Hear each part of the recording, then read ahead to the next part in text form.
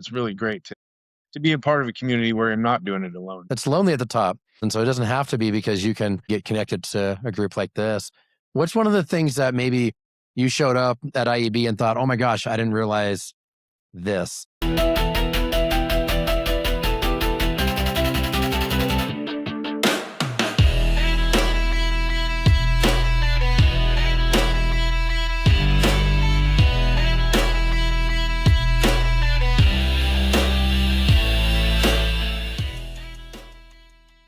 Welcome to the Inspection Empire Builder podcast. On this episode, we're hanging out talking about starting a home inspection company up in the Pacific Northwest. You don't want to miss this episode. And welcome to the show. I'm so glad you tuned in today. Today we're hanging out with Brandon. How you doing, my man? Doing well, man. Happy to be here. Thanks for having me on. Absolutely. Absolutely. Yeah, I know we've connected before at different events within IEB, and I've heard glimpses of your story, but I'm really excited to hear kind of more details about it. You're located in Oregon, is that correct? Yes. Yeah. So we have our main office is in Portland, Oregon. And then we have a second office that we're just starting up in Central Oregon, which is near Bend.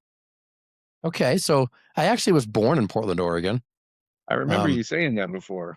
Yeah, I was born in Portland, Oregon, and then I've been up to visit Oregon so many times. I had family up there, and so yeah, that was where I was. That's my stomping grounds, man. And so I spent time in Bend and all the way up and down the coast on Highway 1. You know, I loved like Cannon Beach and Seaside Beach. Let's see what else is over there. Astoria, right? Is that right? Yep. Yeah, that was. Yeah, that's where they filmed the Goonies. Remember that old movie, The Goonies? It is, hey, yeah. You guys, yeah. It's funny. I do inspections for the realtor that actually sold the Goonie house. Really? Oh, that's so cool. Yeah. Did you inspect the Goonie house? No, I didn't. Man, that would be a cool story. Totally. I would have given anything to get in there, catch a peek, Right? Okay, so Breaking Bad is filmed in Albuquerque, New Mexico, where I'm at. And so we have inspected so many of the Breaking Bad properties because they've changed hands over the last few years, and so we had the opportunity to inspect like a lot of the properties that were on the show. Really?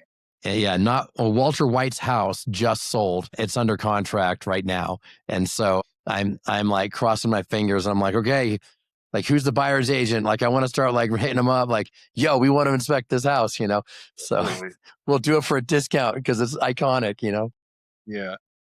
And then do like a Facebook post with your picture outside, Absolutely. Are you kidding me? Yes. Yes, absolutely. That's great social media content. Yeah, that's right. Sure. And we can say no meth was found on the property, right? Yeah. And so did you look behind the light switch? I know. Yeah. The light switch, right? The light switch or in the crawl space, right? They opened the crawl space and he had all that stuff stored underneath. That's awesome, man. All right. So you got into home inspections about, what'd you say, 7 years ago? Yeah. 7 years ago. Okay. It was 2019. Okay. Yeah. It's been a lot of fun, So before that, I built high rises, and so this is like my graduation phase. This is a lot easier on the body, and it's a lot of fun. Yeah, it is. So what drew you to home inspection or property inspection rather? Well, so my wife has a friend that she worked with. My wife worked at a real estate office. She had a friend there that she also knew from church, and we used to go, like, we get together with her and her husband, a couple times every 6 months or so. And then, and he was a home inspector, and he said, I'm busier than I want to be, and I need help. Ever thought about looking into home inspections? And at the time I was happy with what I was doing, but over time, after a few years go by, and he's still staying in contact with me. And then, I was like, after spending a long, wet winter outside, and, it was just like, yeah, you know what, let's give it a shot. What does that look like? And so we started talking, and I started the schooling and got that all taken care of. He hired me as a 1099 contractor and mentored me and got me going. And then, it turned out to be a really good fit. I was good at it, and I, got along real well with people, and he got to the point where he wanted to retire. And so I bought the business from him, and off we go. Wow. Nice. Yeah. So, okay. So you started 7 years ago, you're working with another guy. Now you own it. And I know you've been expanding because we had that conversation previously. What's that journey look like? Where are you at now? And I know you're expanding into new markets now even. Yeah, yeah. So, well, so I've got one inspector. I had two other ones. Then the first one didn't work out. So we're in the process of finding a replacement there. And then I've got, another guy in schooling, and my son actually has decided he's done with college, so he wants to be join the home inspection team, and he is doing schooling as well. So as far as what that looks like is, I'm trying to build a team in Portland that will be self-sufficient within 2 years or so. And in the meantime, I am spending. So I've allocated like Thursday, Friday, Saturday, Sunday for band. So I go down there and do inspections. I think I've gotten a handful of them down there so far in the last 6 months or so. So I'm Yeah. slowly building down there, and we're starting to get things up and running here a little bit busier. And so once things are established here in Portland, because this is the main hub, so then I'll my goal is to move to Bend and Okay. really go into it there. And Ben's a much smaller market. Like Portland, how many millions of people live in the Portland metro area? Gosh, I think so. The actual city of Portland, I think only has 700,000 people or so, but the whole metro area, I think we're looking at 1.7, maybe 2 Okay. million people. So it's definitely a big market. It's, lots of work to be had for sure. Does that include like Aloha and Yeah. Hillsboro and Beaverton and Yep. Tigard and all of that? Yep. Yep. So Okay. that So, includes all the way from like Forest Grove all the way to Sandy. okay. And then, from like, well, not so much Salem, but probably Woodburn to Vernonia. Okay. Yeah. So Cause that's a that's, big area. yeah. So that's north, south, east, west. Yeah. And then, so so now you're expanding to Bend and in Bend, that's kind of like you want to move there and like, that's kind of where you would kind of want to live and retire and be. It is. Yeah. Got it. Yeah. That makes sense. How big of a market is that? Like that's more rural. Like there's the Bend area, but then like there's lots of little towns around it. There are, and most of it is pretty rural. Bend, however, especially in the last 15 years or so, has really, really exploded. So they built a ton of houses down there, and it's really become a tourist thing. A lot of people are coming from all over the place, mainly California. And so it's really grown up quite a bit. Yeah, it's a great So vacation spot. it is. And so, Yeah. yeah, That's I really excellent. All like right. So as you're growing, like what are some of the challenges that you've encountered along the way that like, because we all have these challenges along the way. What's one of them you've encountered as you've been growing? Gosh. Well, so the all of the new so since I joined IEB, man, my eyes have just been open, like to Yeah. things, possibilities that I had no idea was even possible. The thought of, owning $1 million company, I never even thought about that. And I met so many Yeah. great people in IEB, and went to the conferences and, Zoom calls, and so many great conversations that it's at this point, I'm finding that my biggest challenge is deciding, taking one thing at a time, you know? Yeah. And there's so many opportunities and different avenues to take. And like right now I'm dealing with a VoIP phone system that's being a pain. I gotta figure that out because I'm getting ready to hire a VA, and Right. you gotta have a phone system that works for them. And that's what I'm dealing with right now. That's basically the challenge I'm running into is just focusing on one thing at a time. Yeah, there's a lot. Like when you're a solo inspector and you're answering your own phones and doing everything just by yourself, there's a lot of things that we just do out of instinct.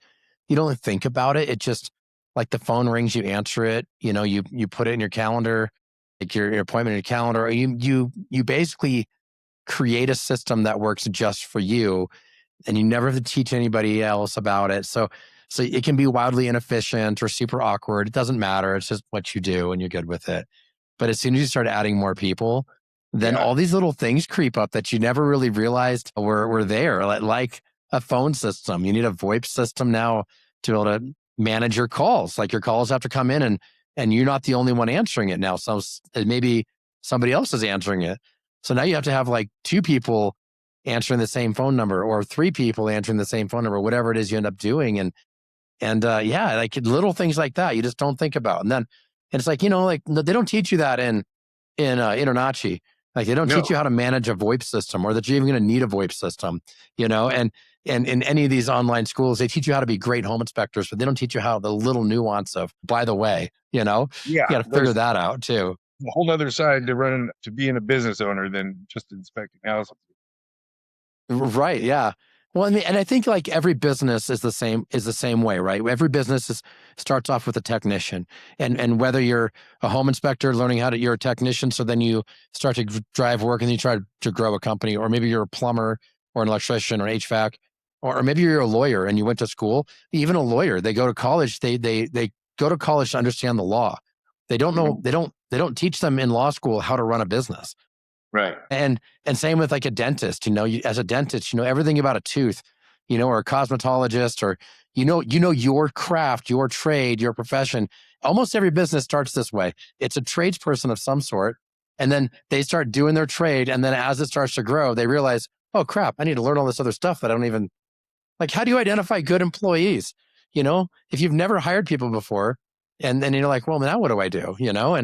And so how do you find the right person? How do you know this is the right person or not? And some of us learn by trial and error, but Yeah. yeah, Sometimes, unfortunately, that's the best way to learn for some people. Me being yeah, that person. yeah. Well, and within like a mastermind group, I think every industry has great mastermind groups, but within the inspection industry, IEB is a great one. Like I've learned so much inside this group.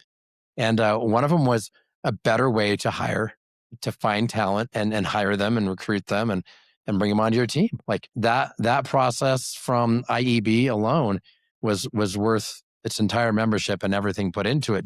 Just being taught how to do that the right way. Is that How else you the what's that? RSTMM? Is that what that Yeah, is you're so talking that's about? so we Yeah. use the RSTMM system inside. That's the one we teach, and that's what I've been implementing and using in my life. And I do a lot of business coaching with other businesses inside and outside of home services, and I've been teaching them the same thing. It's like so R is recruit, S is select, then you have train, motivate, and manage. So you got to recruit. Yeah. So how do you recruit the right talent? Once you get them, how do you train them?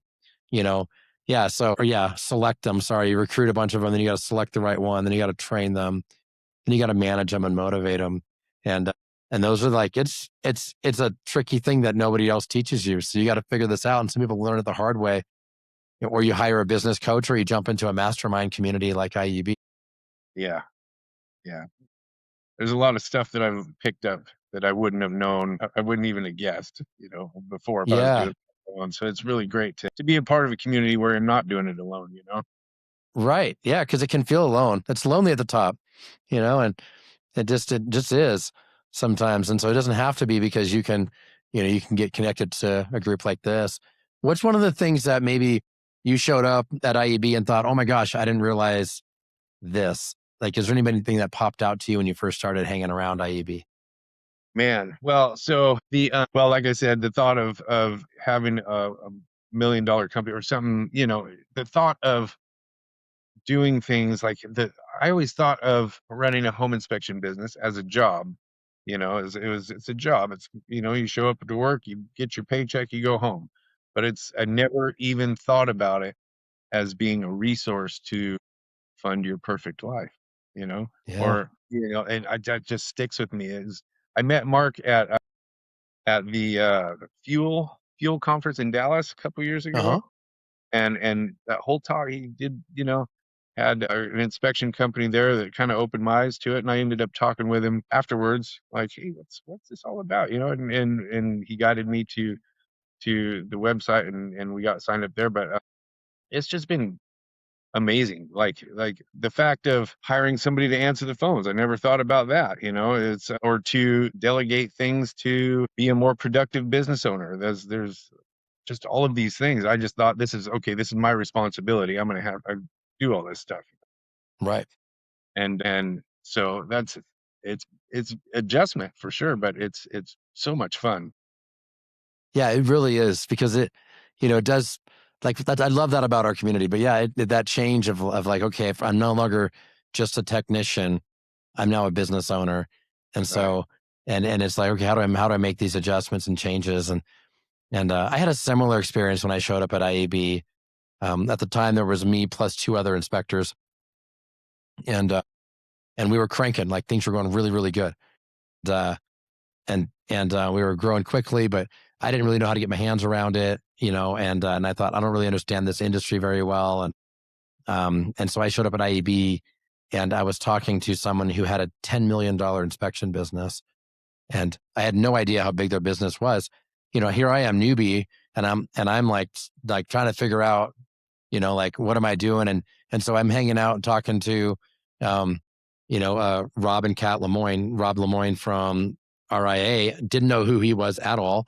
And we're just having a casual conversation talking about inspection. And I was like, oh yeah, I'm struggling with this. And he's asking me questions, and he's like giving me all this time and all this great advice and insights, and in his like casual way, because he's such like a relaxed, his demeanor is just kind of a relaxed demeanor.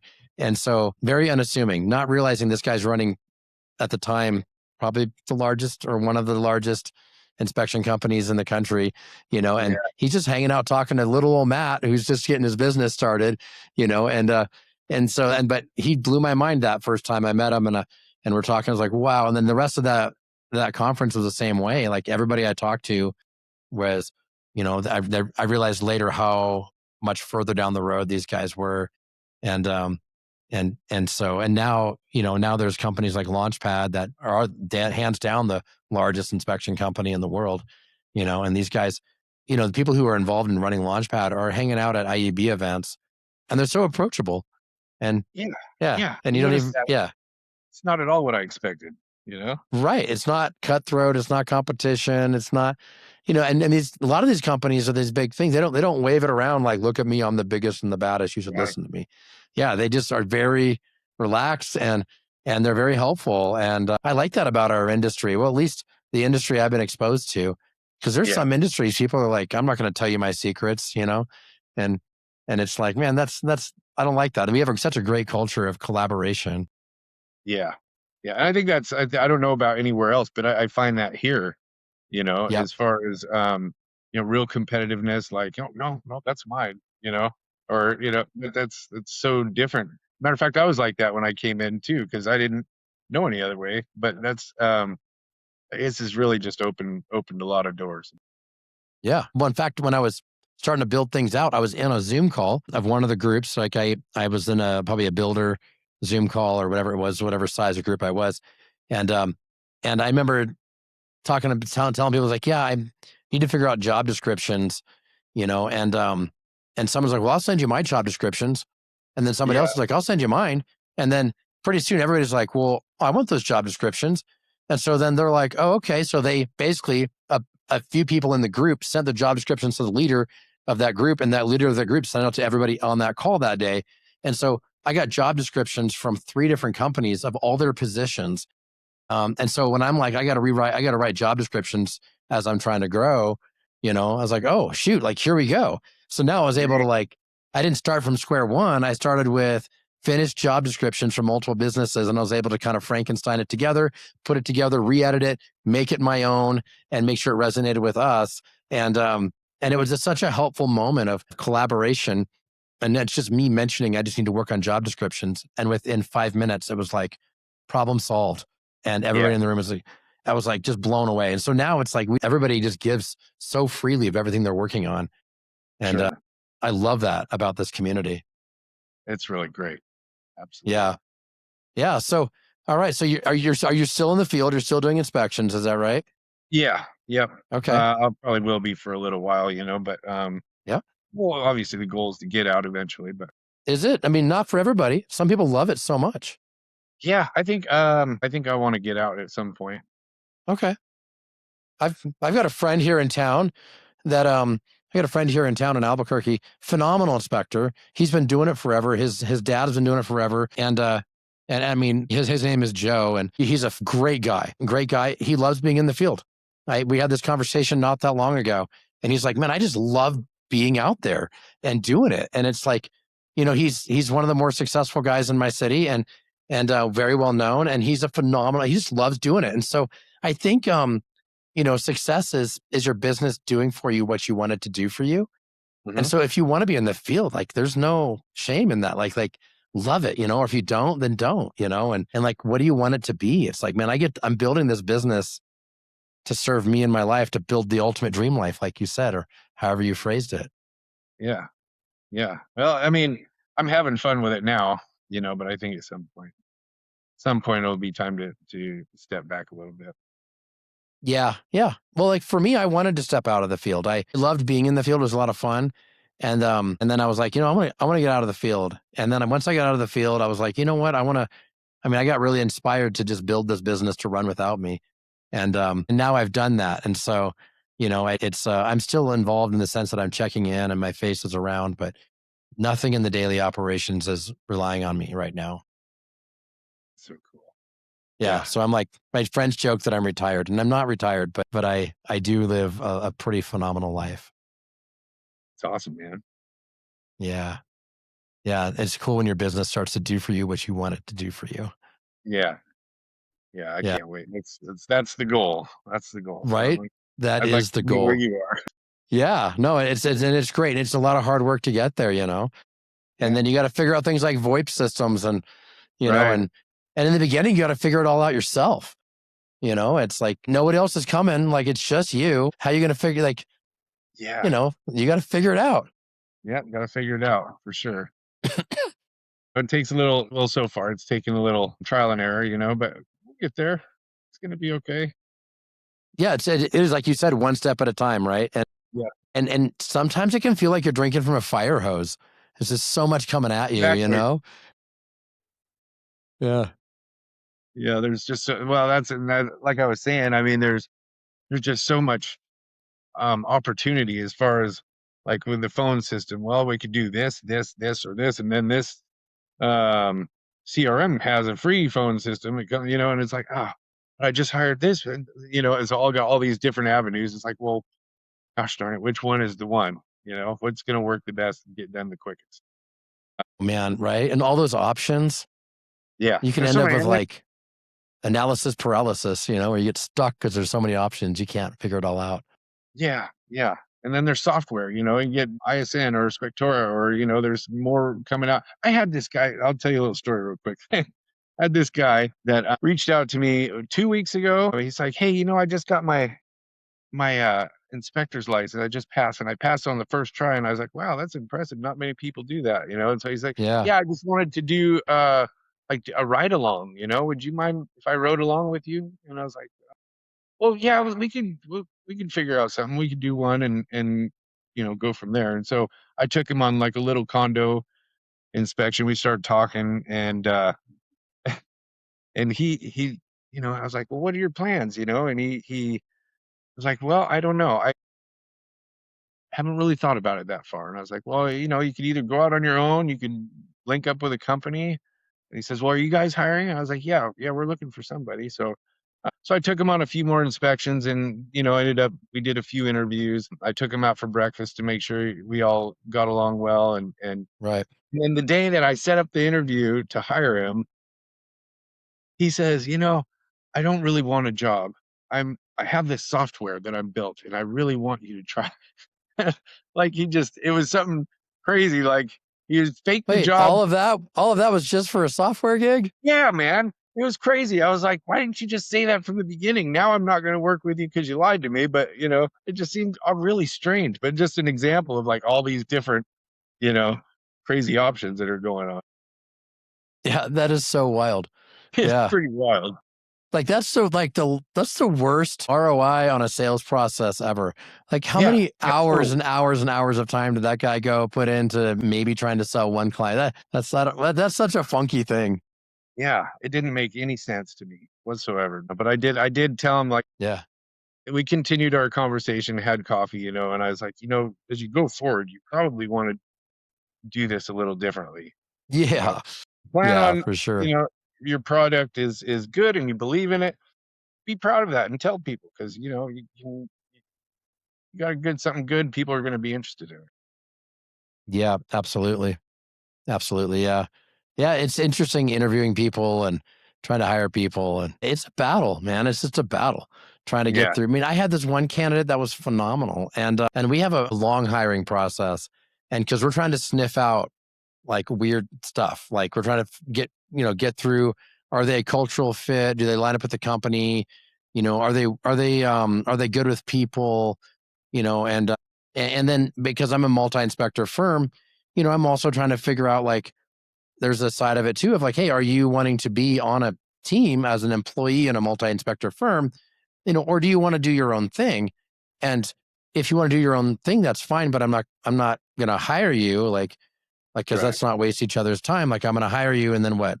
6 months later, you're going to quit and try to, you know, go after my clients or whatever. And I was like, like, it's not in the best interest of the company. And so, so I try not to do that. And, and this one person everything was going great. And at the very last interview, at the very, very end, I was like, we're pretty set on, like, we're probably going to offer this person a job.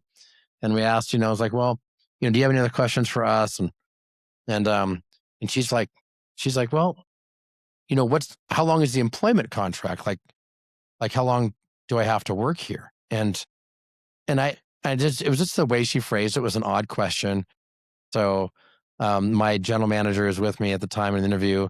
So he asked like a follow up question, and then her response exposed it a little bit more. So then the two of us were like asking follow up questions. And at every question we asked, you start to see a little bit more, a little bit more. And then all of a sudden we realized, I think it was my GM was like, he's like, so is your plan to come and work here until you figure out how to do this and then go start your own thing? And at that point, she was like, I mean, yeah, I guess so eventually. We're like, all Yeah. right, cool. And Yeah. so then, yeah, it's like, well, yeah, but like that interview process is important because, It is. you know, Yeah. yeah, like I'm not going to spend how much money it costs to hire a person. It's insane, and how much time before you finally get an ROI, get your money back in return. And it's when you're hiring people, it's an investment, right? Like I'm spending, like, I have two people in training right now, and the way I do it is I have them on a base salary, a training salary. They're getting educated, they're doing their online classes, they're getting their, taking tests, getting their licenses and everything else that they need. And so they're on a base pay training. But in the beginning, like, they're not making you money. Like, they're not making the business money, right? It costs the business money. So yeah, and you're like, yeah, as a business owner, like, I'm investing into these people. You're investing in your new hires, because that eventually they're going to pay off. And so, so then you really add it up. And we have this, like, inside of IEB, this conversation happens all the time. And it's like, what's the cost of a bad hire if you hire the wrong person? It's astronomical. It's And a lot. so Yeah. yeah, it's a lot, and so I have the number now down where it costs me, around $75,000 before I get a new employee out in the field, because I've got tools and equipment, and I do company vehicles, and so I got to buy a vehicle, get it wrapped with logos, get it filled up with tools. I got to pay them a training salary while they're in training, and so it costs me at least $75,000 to get someone out and onto their own. And then they're out working. Well, the company profit on that is not massive. It's a typical home service type company. So, you know, like a 20% profit is a pretty healthy margin. And so that's what you want to see if you can, but yeah, it's like, well, then to make $75,000 in profit, it's like, well, that means they need to be doing, what would that be? That would be $300,000 or something like that. My math is off the top of my head. I wasn't prepared for this, but you know, by the time they've done $300,000 of inspections, the company's made $75,000, and then it's like, oh, but now I've broken even. Right. Exactly. We're just getting started now. Yeah, and I was like, okay, I finally just recouped my initial investment. Like, how long does it take for that inspector to do $300,000 worth of inspections? Like, maybe a year, right? Like, Yeah. It's maybe going to take, it's gonna take some time. Yeah, yeah, for sure. yeah. So it's like, man, if you hire somebody, it's like, well, if they only stay here for 6 months, I lost money on that deal. Exactly. If they stay for 1 year, I probably still lost money after 1 year. It's probably not until after a year that I start to make any sort of return. Yeah. It's probably a good thing that she was honest with you. Yeah. Right. So like I uncovered that. We uncovered that. It kind of came out. My GM smelled it first. And so we almost hired this person, and then we would have hired somebody who it would have been a money losing effort. Not only would we have lost money on the initial investment of getting them trained up and going, but then beyond that, like, we would have lost money because now I've now trained my competitor, and my competitor's been in my system and could easily go, oh, here's some high ticket, high value teams here in town that I've now built a relationship with through working for Matt. And right. So then they could, not only would they'd probably take business from me in order to get their business started, right? That would have been one of the most expensive hires maybe ever Yeah. as a bad hire. And Yeah. so, yeah, it's pretty amazing how high risk it is when you're building a business. Yeah.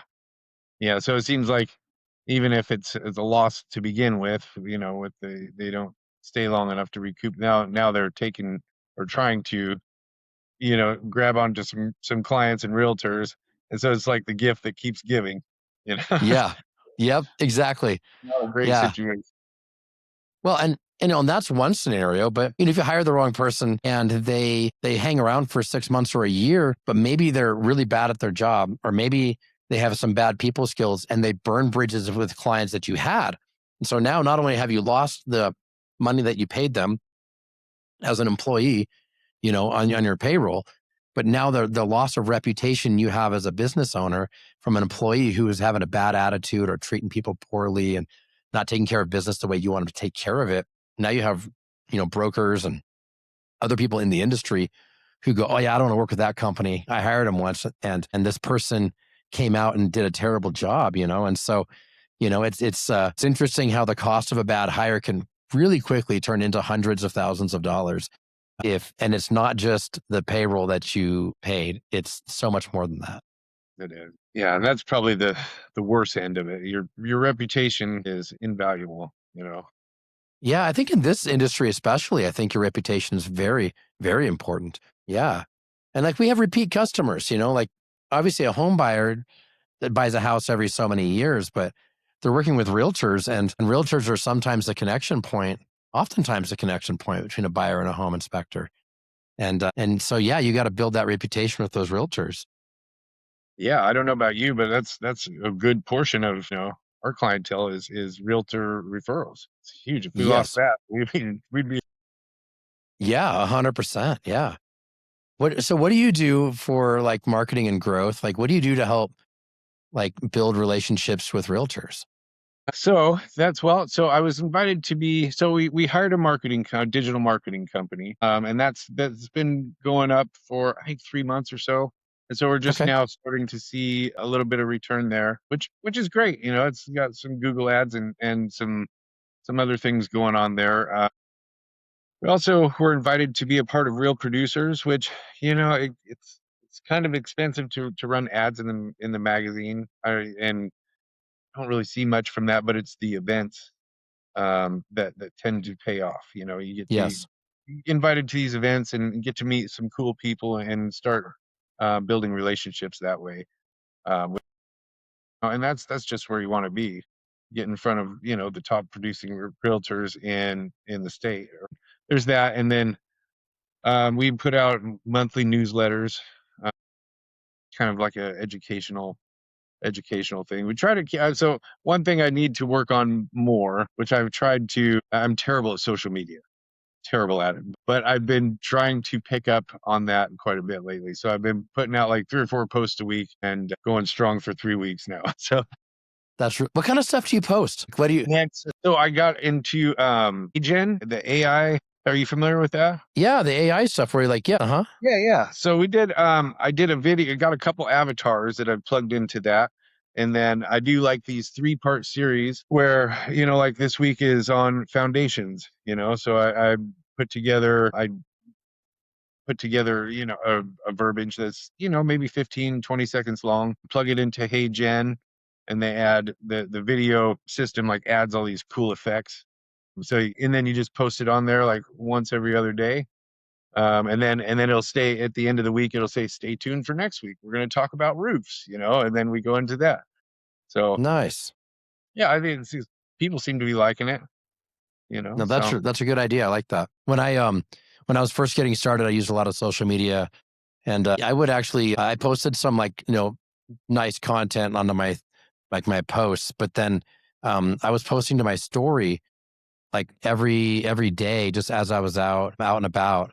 And so as I'm driving between jobs, I would just, I'd post something to my story. It disappears after 24 hours, so the pressure of has to be like beautiful content wasn't there, and so Hey, I that was kind of nice. But like I would find defects on houses, and so I would find, you know I don't know, like the weather stripping on a garage door was messed up, you know? And so I would just flip on the camera on selfie mode, hit record for my story, and be like, hey, I'm over here inspecting a house today. Hey, check this out. And I just point at the weather stripping and be like, the weather stripping on the bottom of this garage door is all messed up, you know? That doesn't seem like a big deal, except, and then blah, blah, blah, blah, blah. It's like, so yeah, check out your weather stripping, make sure it's in good shape. And that's all I would send. And I would just you have to hold it down for the story record, and then I'd let go and I'd just hit send, and I wouldn't overanalyze it. But I did that like multiple times a day, every day, and I'd find like different defects, and it was like random defects, and that got so much traction for me. did it? It was surprising. Yeah, it was. I just was like tips and tricks, and I like just like maintenance tips. And we have swamp coolers here. That's a Southwestern thing, but they'd be all rusted out, and I'd be like, hey, check out this, and then I'd find the craziest, weirdest defects. I would like find the wax. So, we always find the weird stuff. And so Yeah. like I found this one house had a swimming pool that was drained and there was a dead raccoon in it, and so like, and I was like, yeah, like, I was like, yeah, it's like, yeah, you can't do that here, buddy. You can't do that here. This isn't Yeah. your house. Yeah. And it's obviously like dead, rotting corpse. And so I just make funny jokes and Yeah. yeah. So I think social media is fun. Now they have all the AI tools. I've not really explored that too much. Yeah. Yeah. It's well, this one's pretty cool. I mean, and I think that's a big part of it too. So I'm not an expert on social media by any means, um but people like to laugh, so They do. Yeah. if you throw in some humor in there, that's going to go a long ways too. But Yeah. the tricky part with that is like, because I should probably do some videos of just me rather than AI, but because it's really hard to add humor into those, because the AI doesn't really grasp the funniness, the humor in it, so the voice Right. stays the same. Yeah, that's true. People remember how they feel more than what you say. And then that's so true, even like as a home inspector, if you're giving a rundown, if you're giving a presentation of the defects of the house, it's more about how they feel about it at the end. And so if they feel like, okay, this house is a little older, it needs some work, but this is doable. Like, but if they feel like, if they walk away from the home inspection rundown and they be like, this feels like an impossible amount of work. I don't think I can do this. And it really is how you present the information. You can have Is the yeah, same information and make it be like, hey, this is doable. Listen, this is 100-year-old house. It's going to have some 100-year-old house problems. And so we found some 100-year-old house problems. This is pretty run of the mill for a 100-year-old house, and this is what it's going to take, and I think social media is the same thing. Is people will watch your content, and then they'll feel a certain way about that content. And I think that's where Hey Gen comes in, where, okay, it's informative and it's kind of catchy. So they have a feeling about that. Same thing of yeah, like me making like silly posts while I'm out on the inspections. People watch the content. Do they remember like the technical tip on how to flush a water heater? No, they don't. But they yeah, but they don't remember the actual technical side of any of it. They don't remember any of it. What they remember is like every time they see me, they feel good. And yeah. and that's what they Hey, here's remember is Matt. like yeah. Oh, I watch your stuff all the time. It's hilarious. And I'm like, oh, thanks, man. Appreciate it. Yeah. Or I watch your stuff. It's like, oh man, I love your stuff. It's like super educational. And if you ask them like, oh, have you learned any tips? They're like, oh, I don't know. It's just super educational. You remember that raccoon? That But raccoon remember was that raccoon? yeah. That's right. Yeah, yeah. Yeah, I found like a whole bunch of black widows one time. It was like a whole weird nest of them. It was like nasty as hell. And I was like, oh, I got to go in this shed. And I was like, dear God, I'm like making fun of it. And I'm like, I'm going to die today, and then I'll come back on like, whatever, 30 minutes later. It's like, great news. I didn't die, and Still so, here. yeah, I'm still here, And so I don't know, like, I think putting humor into it and just posting, like just getting out there. I think attention is the currency of today. You got to have attention. People got to like know you exist and know you're here. Yeah, I think it's huge. It is huge, man. It's huge. Yeah. All right. So you've got to this place in your company. What's next for you? What's the next milestone you're looking at?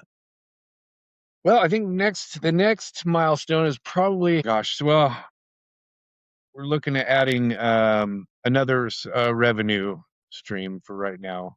As we, in order to grow and be where we want to be by the end of next year, we're going to need to make some more money. So, um, Yeah. we're looking at actually, so we're looking at adding the solar inspections. I don't know if you're familiar with or you do those. So we've Yeah. got, So we're using the company Spark yeah. out of Arizona. Yeah. So we're doing those now. What do you Yeah. think so far? Yeah, we're liking it. So what's nice about it is the on-site, you're on-site collecting data. You obviously are doing the physical inspection and you're collecting all the data on the system. What I like is that they do all of the engineering. And Yeah. and so that's scalable, and that's easy to do. It's kind of like doing a mold test. You're out there on site, you're physically inspecting, but you collect samples and the lab does the lab results, and it's kind of a similar thing. It's a great ancillary. Where I'm at in the Southwest, everybody has, not everybody, but solar panels are everywhere down here because we have so much sunshine. And so it's an easy add-on and people are really liking it. And we're making some money with it too. Oh, good. Well, we might, yeah. So you get a lot of sunshine, right? So Yeah, it like doesn't rain a whole like lot there. 300, yeah, 300 plus days of sunshine. Yeah. That's awesome. We get, we get like, well, in Portland, we don't get a lot of sun. No. Yeah. Are there a lot of solar panels there? There are some. There are some. I Okay. think so. I mean, as far as the homes we look at, we may get some with the solar panels like once a month. But I think if we can market that to an overall, uh, you know, more than just what we're looking at, if we can get into Yeah. real estate offices and, hey, if you got a listing that has solar panels, somebody's going to want to know if they work properly and give us a call, take care of that, or something to that effect. But I think Yeah. there's enough solar panels to make it worthwhile.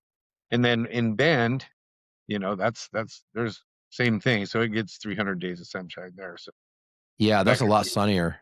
I bet there's a yeah, lot more solar panels there. And one thing yeah, about Oregon, if I remember right, the culture of Oregon is very focus on environmentally friendly activities. Like that's a different parts of the country are more inclined towards, environmental like taking environmental steps. And Oregon is so green and so lush, and it's such a beautiful environment. I just remember the culture there was leaned a little bit more that direction.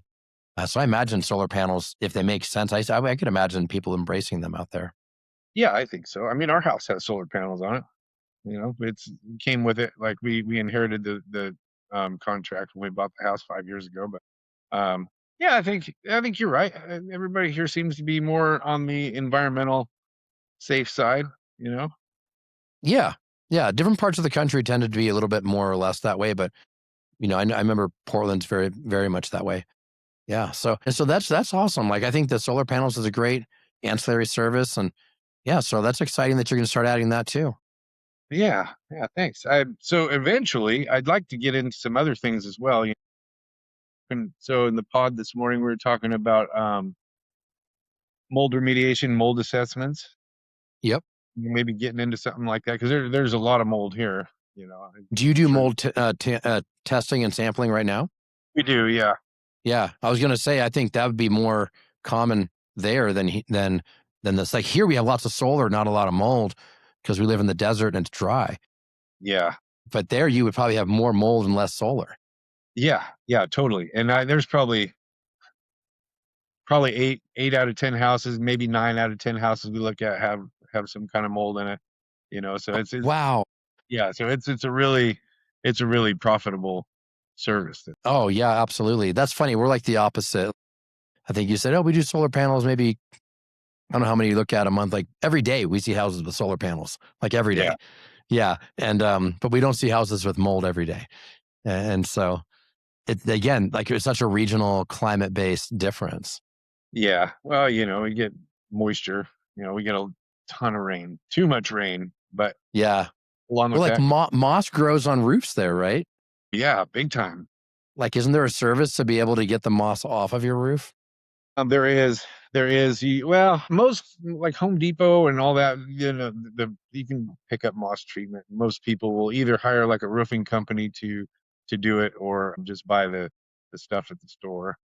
They do You can. not sell that in my in New They Mexico. don't? That no, like it's so dry. Like there's no mold, there's no moss, there's no like if you don't water it, it dies. Like if you want a yard, you got to work for it here. Like Wow.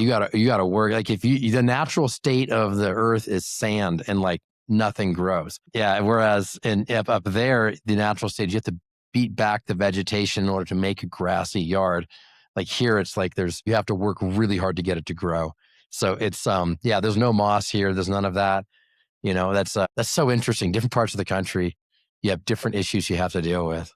Yeah, yeah, definitely. I'm not familiar with your environment at all. Yeah, no, we're pretty dry, pretty deserty. But like places like Florida, that's really hot and humid. You're kind of cool and Yeah, humid, and so yeah, there's different challenges there as well.